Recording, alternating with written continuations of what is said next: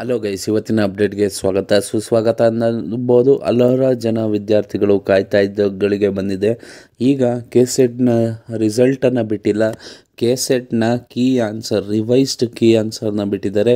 ಯಾವ ರೀತಿ ಚೆಕ್ಔಟ್ ಮಾಡ್ಕೋಬೇಕು ಅಂತ ನಾನು ಹೇಳ್ಕೊಡ್ತೀನಿ ಈ ವಿಡಿಯೋದಲ್ಲಿ. ಮತ್ತು ಈಗ ನಿಮ್ಮ ರಿವೈಸ್ ಕೀ ಆನ್ಸರ್ ಬಿಟ್ಟಿದ್ದಾರೆ, ಮುಂಚೆ ಬಿಟ್ಟಿದ್ದ ಕೀ ಆನ್ಸರ್ಗೂ ಈಗ ಕೀ ಆನ್ಸರ್ಗೂ ಕಂಪೇರ್ ಮಾಡ್ಕೊಳ್ಳಿ.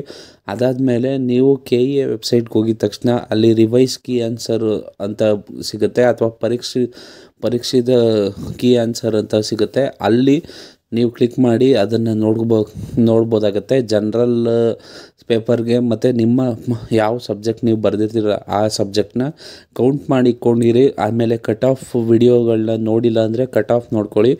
ಆ ಕಟ್ ಆಫ್ಗೂ ನೀವು ಎಷ್ಟು ಸ್ಕೋರ್ ಮಾಡಿದೆ ಅದು ಮ್ಯಾಚ್ ಆದರೆ ನೀವು ಈ ಸತಿ ಕ್ಲಿಯರ್ ಮಾಡ್ತೀರಾ.